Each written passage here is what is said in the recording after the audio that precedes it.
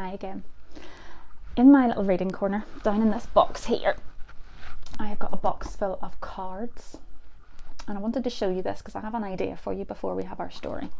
I've got lots of cards. I've got birthday cards and all sorts of different bits and pieces. And cards that just say, you see that? Hello. And what I want to do today is try and write just a little note to somebody and post it. And maybe that's an idea that you could do. You could get a card, you could even make a card or draw a picture for somebody, put it in an envelope and ask mum or dad to help you put the address on and put a stamp on the envelope and go and put it in the post box, because it would be a lovely treat for somebody that you love and that you can't see at the minute to get a special message from you in the post. That would be really, really special. So I'm going to leave that up here to remind me to do that later on today. So our story today, back to my naughty little sister, and this is about one of her friends. Can you remember what her best friend is called? Harry. And he was so naughty that they called him Bad Harry. And this story is called Bad Harry and the Milkman. Long ago, when my sister was a naughty little girl and not a grown-up lady, she had a friend called Harry. Harry was a naughty boy, so he and my sister were very good friends. Harry and my sister were very noisy when they played together. If they saw anything funny, they would laugh and roll about on the ground, and they always laughed at the same time at the same thing. And when my sister was cross, Harry was cross, and when she was stubborn, he was stubborn too. And when she said, "I want that," about something, Harry always said, "You can't have it because I want that." My sister would shout, "Give it to me at once," and Harry would shout, "No." Then my sister would jump up and down and say, "Bad Harry," over and over again. "Bad, bad Harry." And then she would pull his hair and he would pull her hair, and they would hit each other in a very unkind way until our mother came out and grumbled at them. And then they would stop fighting. But they went on being friends just the same. But when Harry came to our house, or she went to Harry's house, she had to say Bad Harry so many times that we called him Bad Harry in the end. And he really was bad as bad. Oh dear. They were cross good friends, weren't they? Well now, when my sister and Harry were very small, they didn't come visiting each other on their own. Our mother took my sister to Harry's house, and Harry's mother brought him round to see us, as our mothers were busy women. They couldn't always be walking round to each other's houses. So there were some days when Harry and my sister couldn't see each other, and they didn't like that at all. One day, when it was cold and snowy, Harry's poor mother wasn't a very well lady, and she couldn't go out. So Harry had to stop at home and not see my sister, and he didn't like that. Harry stood and looked out of the window and saw the snow coming down and everything looking very white and pretty, and he thought of all the lovely games that he could have in the snow with my sister. He thought of making snowballs and throwing them at her, as he had seen big boys making snowballs and throwing them at their friends. And he thought of them making a funny old snowman with a pipe like a picture in one of his books. He thought of all sorts of nice games in the snow.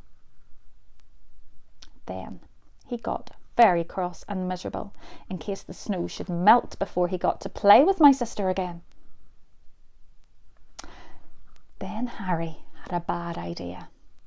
Not a good idea, a bad one. He thought that he would put on his coat and hat and go to visit my sister all on his own.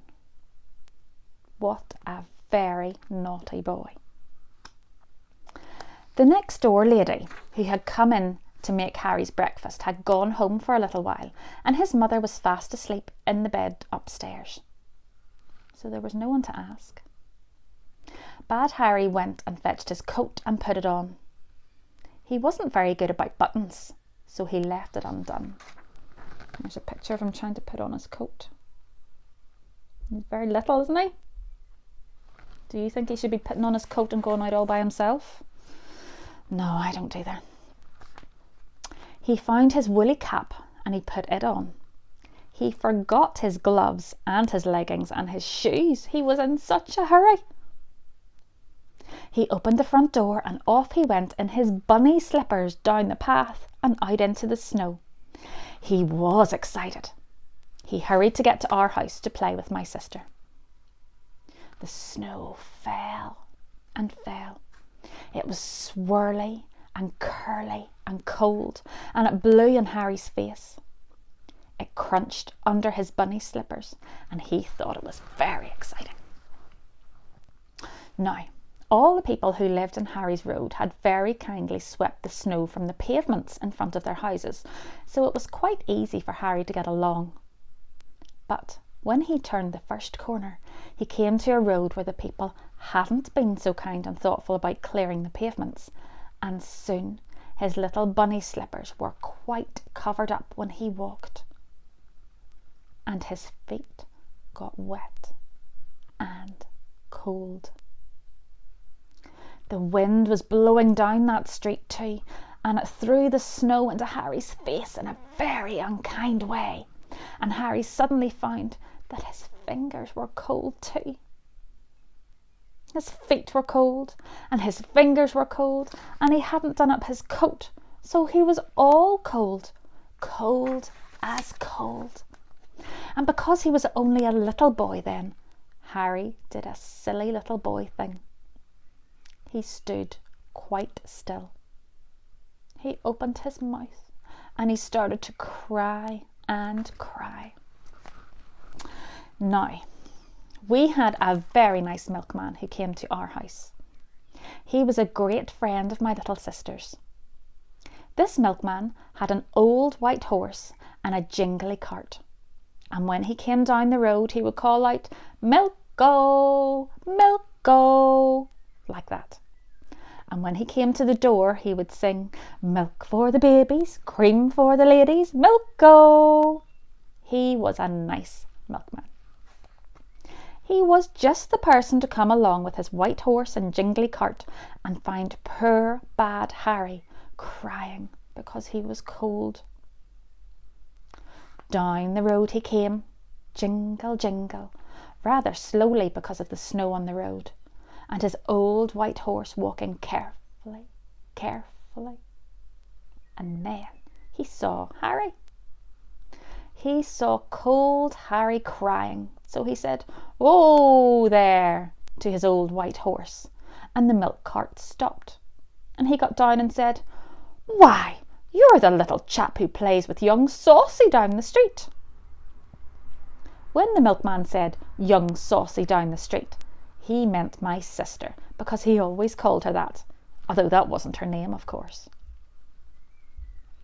When the nice milkman saw how cold poor Harry was and how miserable he was, he put him into his milk cart and wrapped him up in a rug that was on his seat. And because he didn't know where Harry lived, he took him round to our house, which wasn't very far away, only round the next corner after all. Now, my sister was standing by our kitchen window, being as cross and wanting to play in the snow with Harry, when she saw the milkman stop at the gate. She was very surprised when she saw him lift a bundle in a rug out of his cart and carry it up our path, so she ran to the door with Mother to see what it was all about.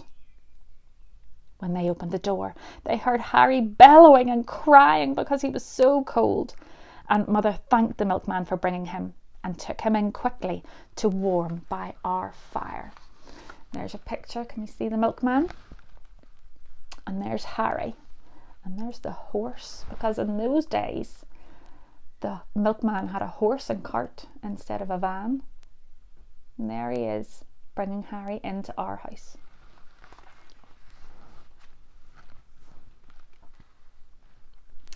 Poor Harry.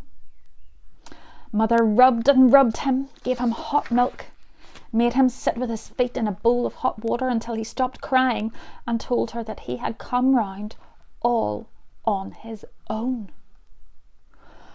Well, my sister did open her eyes when she heard this. On his own? Mother told Harry that he had been very naughty. She said that his mother might be very, very worried, and then she sent me round at once to tell Harry's next door lady where he was. My sister stared hard at Harry when our mother told him that he had been very naughty and that his mother would be worried. When our mother scolded Harry, he began to cry again, and this time my naughty little sister cried as well. And they made so much noise that Mother forgave Harry and fetched him a biscuit, and he stopped crying. My sister stopped crying too, and Mother gave her a biscuit, and they sat quiet as quiet until I came back with Harry's shoes and some dry socks and leggings for him to put on, so that I could take him home again. I told him that his next door lady had said that his mother was still asleep, and that if we hurried we could get back before the poor not well lady woke up. So Harry hurried back with me, and he was home again before his mother could wake up and worry. Next day it was even more cold, and when the milkman came, my sister saw that he had put some funny little red woolen bag things on his horse's ears. She said, "Why has your horse got those funny bag things, milkman?" And the nice milkman laughed and said, "In case we have to pick up that bad friend of yours again. He yelled so much he made my horse's ears twitch. He might have earache next time." And my sister looked very good, and she said in a very good, quiet voice, "I'm afraid Harry is a bad boy." And that's the end of that story. Hope you enjoyed that. Make sure if you have a postman or a milkman or somebody like that that comes to your house, give them a wave and say hello and thank you very much. See you next time.